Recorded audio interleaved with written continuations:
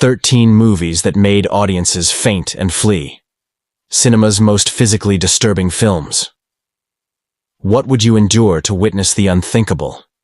In darkened theaters across decades, countless viewers have discovered their breaking point, that precise moment when the human psyche, overwhelmed by carefully crafted terror or unflinching brutality, triggers physical rebellion. Bodies slump in seats, stomachs heave.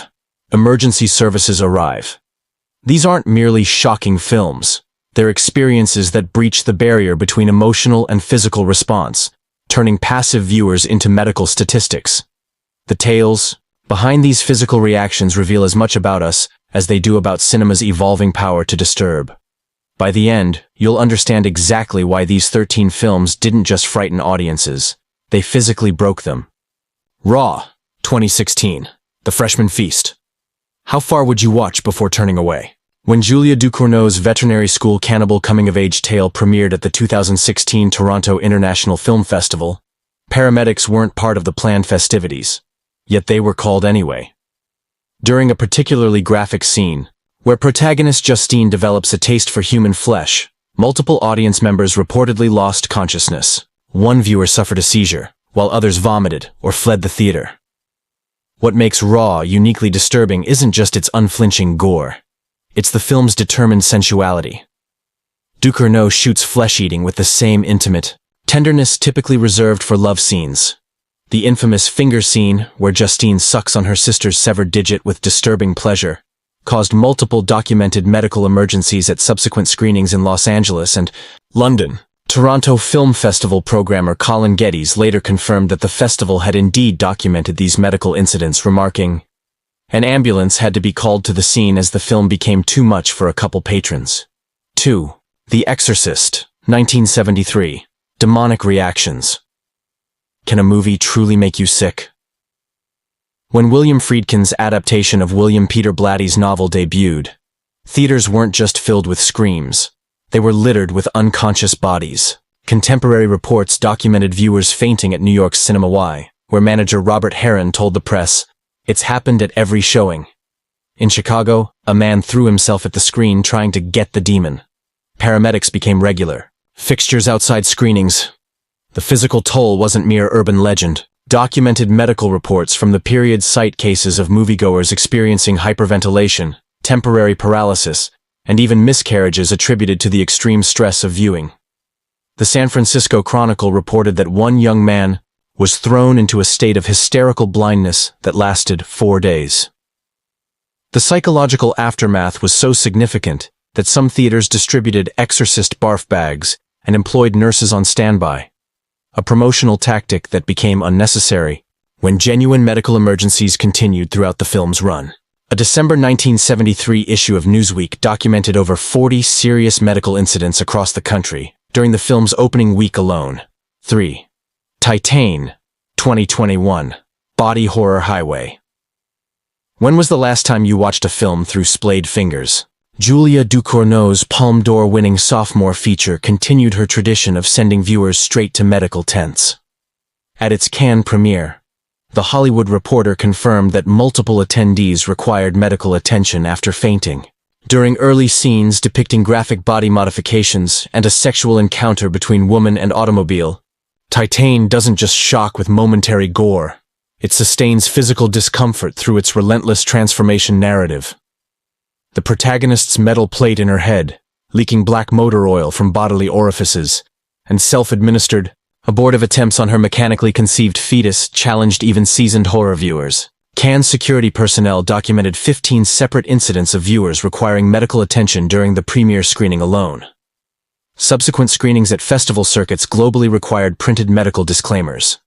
Director Ducournau commented on these reactions. The body horror aspects are not gratuitous. They're about metamorphosis and transformation. But yes, I understand why some people physically couldn't handle it. 4. Irreversible, 2002. Nausea. By design. How does a film weaponize your senses against you? Gaspar Noé's reverse chronological, sexual assault revenge drama wasn't just disturbing for its infamous 9-minute unbroken rape scene. It was scientifically engineered to make you physically ill. At its Cannes premiere, fire brigade officials confirmed that 20 people required medical assistance, while an estimated 250 walked out. The film's secret weapon, an intentional infrasound bass frequency of 28 Hz, just below human hearing threshold, played during the first 30 minutes.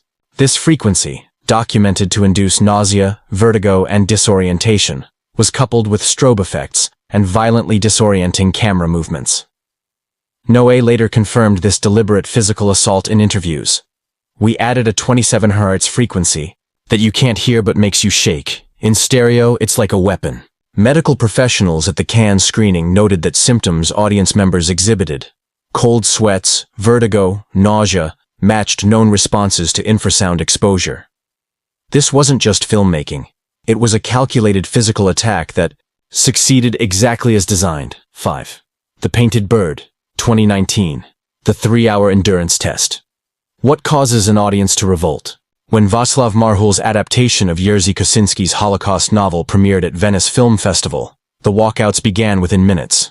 Staff reported that over half the audience had exited before the film's conclusion, with multiple documented cases of fainting and vomiting in theater aisles. The Painted Bird tortures viewers with an unrelenting parade of atrocities.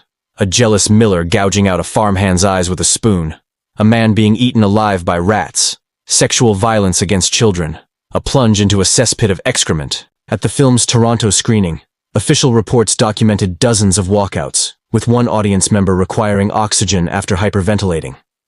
The film's cinematographer, Vladimir Smutny, later stated, "We wanted people to feel physical pain watching it. By all medical accounts, they succeeded."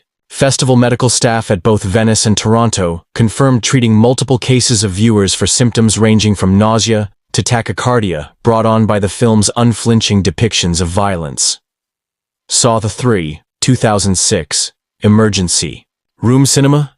Can a film actually land you in the hospital? When the third installment of the torture porn franchise debuted, it wasn't just box office records being set, it was EMT response times. At a UK screening in Stevenage, Hertfordshire, 3 viewers required ambulance transport after fainting. One 24-year-old male required overnight hospitalization for extreme dehydration following persistent vomiting. Paramedic reports from that night documented that the brain surgery scene, where a drill penetrates a conscious victim's skull, in extreme close-up, triggered the most severe physical reactions. Similar incidents occurred at screenings in Pittsburgh, Boston, and Japan, where theater management confirmed 4 separate medical emergencies during a single screening. The film's practical effects supervisor, Kevin Yager, later revealed the brain surgery scene utilized actual medical imagery and precise anatomical references to enhance realism, a technical achievement that proved too convincing for numerous viewers. Physiological thresholds. 7. Climax, 2018. The LSD Nightmare. How long could you endure sensory assault? When Gaspar Noé returned with this tale of dancers unwittingly dosed with LSD, screenings became endurance contests. At Cannes, medical staff treated multiple viewers for symptoms, including vertigo, disorientation, and panic attacks that mirrored those of the characters on screen. What distinguishes Climax is its gradual, inescapable descent into sensory hell. The disorienting camera work, pulsing soundtrack, and strobe lighting create a physiological experience that bypasses psychological defenses. During the film's New York premiere, documented cases emerged of viewers experiencing temporary loss of spatial awareness and difficulty maintaining balance after leaving the theater. Symptoms consistent with the vestibular disruption the film deliberately induces. Noé, when questioned about these effects, stated, "Cinema should be a physical experience first. I want your body to react before your mind can process what's happening." 8. 127 Hours, 2010. The Amputation Effect. When does cinema cross from viewing to experiencing? Danny Boyle's true story survival film triggered unprecedented physical reactions during its premiere at the Telluride Film Festival. Paramedics confirmed treating 3 people who fainted during the graphic amputation scene, where Aaron Ralston, James Franco, severs his own arm to escape entrapment. The film's medical impact continued through its theatrical run. At a screening in Berkeley, California, a woman experienced seizures. During the Toronto Film Festival, Reports documented an audience member requiring emergency oxygen. What made this film uniquely triggering wasn't just gore. It was Boyle's meticulous attention to anatomical detail. The sound design captures every snap of tendon and nerve, while extreme close-ups force viewers to experience the amputation from inside Ralston's perspective. Fox Searchlight eventually implemented medical warning protocols at festival screenings after the film's physiological effects became undeniable. Boyle later revealed consulting with surgeons to ensure medical accuracy, perhaps explaining why even medical professionals reported visceral reactions to the sequence. 9. Antichrist, 2009. Genital mutilation cinema. What separates artistic provocation from sadism? Lars von Trier's psychological horror film caused documented cases of fainting, vomiting, and seizures during its Cannes premiere. The film's explicit scenes of genital self-mutilation proved too intense even for seasoned festival audiences. 4 viewers received medical attention at the Cannes premiere alone, while subsequent screenings in Denmark and Sweden reported similar incidents. A theater manager in Copenhagen documented 5 medical emergencies during a single screening. Weak. What makes Antichrist uniquely disturbing is von Trier's clinical approach to depicting bodily violation. The infamous scissors scene plays out in unflinching, methodical close-up, offering viewers nowhere to hide. The film's sound design amplifies the physical impact, with Foley artists recording actual cutting sounds using raw chicken and other organic materials. Star Charlotte Gainsbourg later revealed she required psychological counseling after filming the most extreme sequences, a warning perhaps viewers should have heeded. 10. Trouble Every Day, 2001. The French extremity that cleared theaters. Can artistic intent justify unbearable viewing? Claire Denis' erotic cannibal thriller sent audiences fleeing from its Cannes screening in documented droves. Medical staff treated multiple viewers for nausea, and one confirmed case of fainting during a scene where Vincent Gallo's character sexually mutilates and partially consumes a hotel maid. The film's power comes from Denis's unflinching juxtaposition of extreme intimacy with savage consumption. Bodies are not just violated but devoured in loving close-up, creating a cognitive dissonance many viewers' bodies rejected through physical response. At subsequent festival screenings in Toronto and Berlin, similar medical incidents were reported. Denis herself acknowledged the effect, stating, "I wanted to show how desire can consume you literally. Perhaps some viewers feel this too directly." Theater records from its limited French release documented that average walkout rates exceeded 40% per screening, with multiple recorded instances of viewers requiring medical attention, particularly during the hotel sequence that plays out with documentary-like detachment. 11. Terrifier 2, 2022, The Vomit Comet. When does extreme gore become physically unbearable? Damien Leone's ultra-violent sequel to his cult slasher film generated viral reports of audience members requiring medical attention across American theaters. Documented cases included vomiting, fainting, and reported instances of panic attacks requiring medical intervention. What distinguishes Terrifier 2 is not just its extreme gore but its relentless commitment to practical effects over CGI. The infamous bedroom scene, where Art the Clown systematically dismembers a victim while she remains conscious, triggered multiple documented medical emergencies at screenings in Los Angeles and Texas. Cinemark theater staff in Dallas confirmed cleaning up vomit after 6 separate screenings during opening weekend. The film's distributor, Cinedigm, began issuing warnings about the film's extreme content after multiple social media reports of physical reactions were verified. Director Leone later confirmed, "The effects are all practical, which gives them that visceral quality your body responds to differently than digital effects." 12. Salo, or The 120 Days of Sodom, 1975, The Banned Sickness. What happens when a film breaks society's ultimate taboos? Pier Paolo Pasolini's notorious final film, depicting fascist libertines subjecting teenagers to extreme sexual and scatological torture, caused such severe reactions that it remains banned in several countries decades later. At its Paris premiere, medical responders treated 8 viewers, with 1 hospitalized for severe shock. Salo transcends traditional horror by forcing viewers to witness systematic dehumanization through unflinching documentary-style camera work. The infamous banquet of excrement scene reportedly caused spontaneous vomiting among viewers at its original screenings, with similar reactions documented at rare subsequent exhibitions. When the British Film Institute screened a restored version, in 2000, staff reported multiple walkouts and 2 cases requiring medical attention. Film historian David Forgach documented these incidents in his analysis of the film's reception, noting, "The physical reactions weren't just moral outrage, they were genuine physiological rejection responses to images the body processes as genuine trauma." 13. Revenge, 2017. Bloodletting in the theater. How much blood can one film contain? Coralie Fargeet's feminist revenge thriller reportedly used over 800 liters of fake blood, and audiences at its Midnight Madness premiere at Toronto Film Festival discovered their own blood pressure limits. Medical staff confirmed treating 2 viewers who fainted during the film's gruesome self-surgery scene.